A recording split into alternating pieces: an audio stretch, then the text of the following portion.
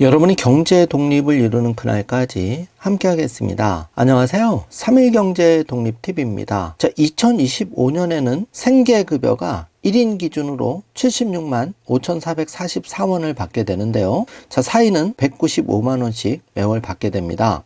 그런데 2023년 기준으로 이 생계급여 잘 받고 계시다가 갑자기 앞으로 더 이상 지급 안 한다 이렇게 통보가 오는 청천벽력 같은 소식을 접한 분들이 무려 25만 명이라고 하는데요. 생계급여 잘 받다가 자 이거 더 이상 못 주겠다 이렇게 구청에서 통보를 받으면 그야말로 하늘이 무너지는데요. 이렇게 되지 않기 위해서는 이거를 반드시 조심하셔야 되는데요.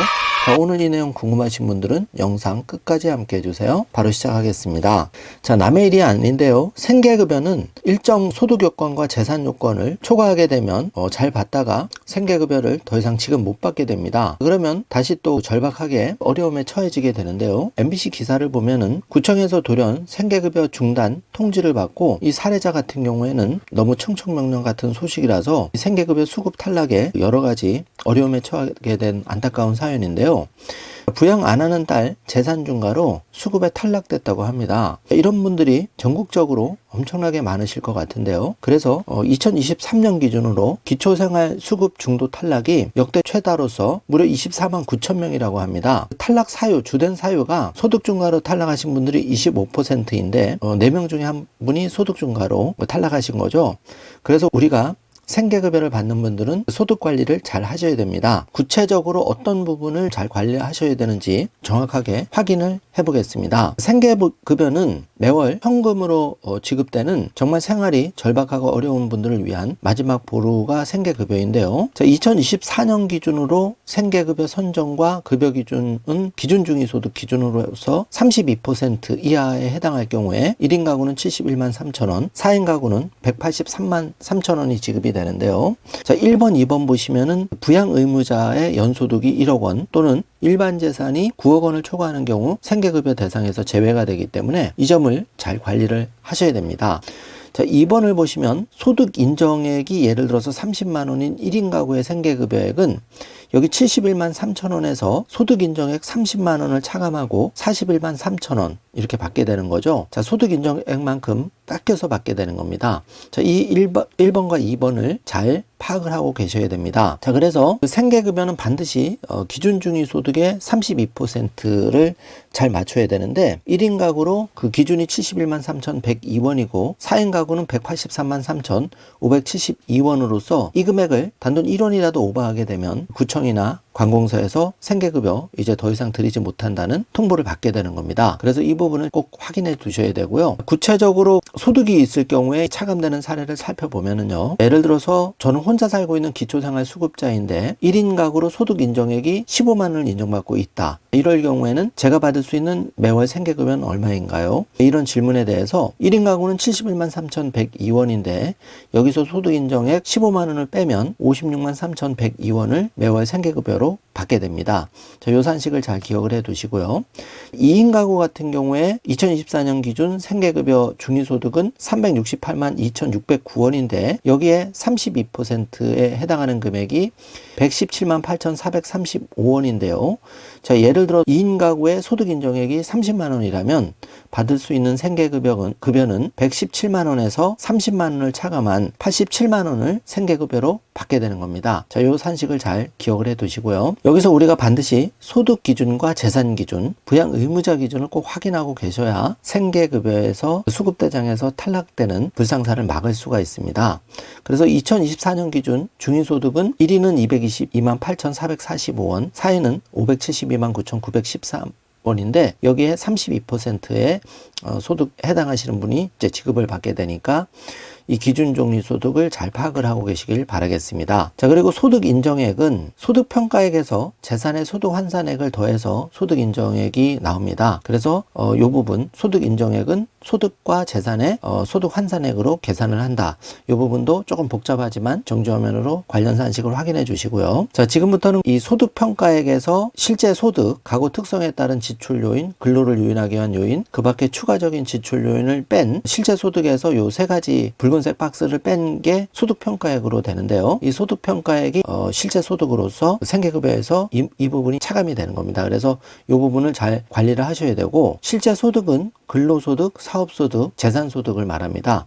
정주화면으로 근로소득, 사업소득, 재산소득에 대해서도 조금 복잡하지만 확인을 해 주시기 바라겠습니다. 자, 실제 소득 산정에서 제외되는 금품도 있는데요. 예를 들어서 퇴직금, 현상금, 보상금, 또 조세특례제한법에 따른 근로장려금과 자녀장려금 등 정기적으로 지급되는 것으로 볼 수 없는 금품은 실제 소득 산정에서 제외된다는 부분 꼭 체크를 해 주시고요. 소득 인정액과 재산의 소득 환산액 구하는 산식을 정주화면으로 체크를 해 주시기 바라겠습니다. 그래서 2025년 생계급여 지급 대상이 이제 많이 바뀌게 되는데요. 2024년 기준보다는 조금 완화됐지만 그래도 2025년에도 완화된 기준으로 생계급여를 2024년에 못 받으셨던 분들은 이 내용을 꼭 확인하고 다시 신청을 꼭 해주시길 바라고요. 자, 2025년에도 생계급여를 변함없이 받기 위해서는 지금부터 제가 말씀드리는 내용이 중요하니까 이 부분을 꼭 확인해 주시기 바라겠습니다. 자, 먼저 2025년에 기초생활보장의 소득인정액 계산 부분을 잘 알고 계셔야 여러분이 2025년 내년에도 생계급여를 매월 받으실 수가 있게 되는데요. 기초생활보장제도에서 소득인정액은 급여 수급 여부를 결정하는 아주 가장 중요한 변수인데요. 2025년 소득인정액 산정 기준은 노인소득, 자동차 소득환산율 등에서 일부 변경이 있죠. 그래서 그 부분을 집중적으로 살펴보겠습니다. 2025년 기초생활보장 선정 기준을 먼저 보면은 기초생활보장 급여별로 수급권자의 선정 기준이 확정이 되었는데요. 급여별 수급권자 기준은 소득 인정액이 다음과 같은 경우에 급여별 선정 기준 이하여야 2025년에 생계급여를 받을 수가 있습니다. 한 표로 잘 정리가 되어 있는데요. 교육급여는 중위소득 50%, 주거급여는 48%, 의료급여는 40%, 생계급여는 32% 이하여야 받을 수가 있는데, 그 교육급여가 1인 기준으로 2024년에 111만 원에서 119만 원으로 완화가 되었고, 주거급여도 106만 원에서 114만 원, 의료급여는 89만 원에서 95만 원, 생계급여는 71만 원에서 76만 원으로 커트라인이 올라갔습니다. 그렇기 때문에 2024년에 못 받으셨던 분들은 이 커트라인을 보시고 꼭 다시 신청을 해주시고, 4인 기준으로는 예를 들어서 생계급여가 2024년에는 183만 원이었는데 2025년에는 195만 원으로 커트라인이 완화가 되었기 때문에 이 195만 원 이하의 그 소득일 경우에는 생계급여를 반드시 신청하셔서 4인 기준으로 195만 원 매월 지급을 받으시길 바라겠습니다. 자, 중요한 표니까 꼭 체크를 해주시고요. 생계급여의 경우에는 선정 기준이 최저 보장 수준이라는 점, 그리고 현금으로 지급된다는 점 체크해 주시기 바랍니다. 자, 2025년에 기초생활보장 생계급여 보장 수준은 1인 가구는 76만 5,444원, 4인 가구는 195만 1,287원이 되겠습니다. 2025년 기초수급자의 소득 인정액을 어떻게 산정하는지 매우 중요한데요. 확인해 보겠습니다. 수급자 자격은 소득 인정액이 급여별 선정 기준보다 낮아야 하는데요. 소득 인정액은 소득 평가액과 재산의 소득 환산액 둘을 더해서 소득 인정액이 된다는 것 꼭 체크를 해 주시고요. 자, 소득 인정액 산정 방식은 실제 소득에 대한 소득 평가액과 재산을 월소득으로 환산한 소득 환산액을 더한 값인데요. 소득 평가액 산정은 실제 소득에서 근로소득 공제, 가구 특성 지출 비용, 기타 지출 비용을 차감한 금액으로 계산을 합니다. 자, 재산의 소득 환산액은 재산 종류별 가액에서 기본 재산액과 부채를 제외하고 재산의 종류별 소득 환산율을 곱하여 산출하는데요. 정리된 한 장표로 보여드리면 이렇게 소득 인정액은 소득 평가액에 해당하는 실제 소득에서 근로소득 공제와 가구 특성 지출 비용, 기타 지출 비용을 제외한 소득 평가액 금액과 소득 환산액은 재산의 종류별 가액과 여기서 기본 부채를 빼줍니다. 그리고 이 재산 종류별로 소득 환산율이 있는데요. 그걸 곱한 금액으로 소득 환산액을 산출하는데, 다시 말씀드리면 소득 인정액은 소득 평가액에 소득 환산액을 더해서 소득 인정액이 결정이 되는데요. 이 소득 인정액은 적으면 적을수록 좋은 겁니다. 왜냐하면 소득 인정액이 많을수록 생계급여에서 차감이 되기 때문에 그렇습니다. 자, 2025년 기초수급자의 소득 인정액 계산할 때 자동차의 소득 환산율이 일부 완화가 되었는데요. 예외적으로 일반 재산 환산율 4.17%를 적용하는 자동차 기준을 1600cc 200만 원 미만에서 2025년부터는 2000cc 500만원 미만으로 변경이 되었죠. 그래서 2024년에 생계급여를 못 받으셨던 분들은 이번에 생계급여를 추가로 받게 되는 겁니다. 자, 그러면 이 실제 소득에서 소득공제를 빼고 가구 특성 지출 비용을 빼고 기타 비용을 뺀 소득평가액의 계산 기준을 알아보았는데요. 여기서 기초생활보장제도 소득평가액 산정 시 실제 소득에 해당하는 근로소득의 종류에는 이렇게 상시 근로자 소득, 일용 근로자 소득, 자활 근로소득, 공공 일자리 소득이 들어가는데요. 사업소득은 농업소득, 재산소득은 임대소득, 기타 소득은 사적 이전 소득 등이 들어가니까 이 정리된 표를 꼭 숙지해 주시기 바라겠습니다. 자, 소득공제는 빼주는 부분인데요. 근로사업소득의 기본공제는 30%를 빼줍니다. 이걸 꼭 체크해 주시고 2025년 수급권자 유형별 추가소득공제 부분인데요. 이렇게 수급권자 유형, 예를 들어서 등록장애인은 기본소득공제 20만 원에 더해서 50% 공제를 받을 수 있으니까 이 점 체크해 주시고 65세 이상 노인의 경우에는 2024년에는 기준이 75세였는데 이게 65세로 완화되었기 때문에 이 65세 어르신들은 이 부분에서 생계급여를 새롭게 받게 되는 분들도 많이 늘어날 것 같습니다. 이 부분을 꼭 체크를 해 주시기 바라고요. 가구 특성에 따른 지출 비용은 빼준다는 것 꼭 체크를 해주시고 장애 요인으로 인한 금품, 질병 요인으로 인한 금품 이 부분도 정지화면으로 차감되는 부분 체크해 주시기 바라겠습니다. 기타 지출 비용도 차감이 되는데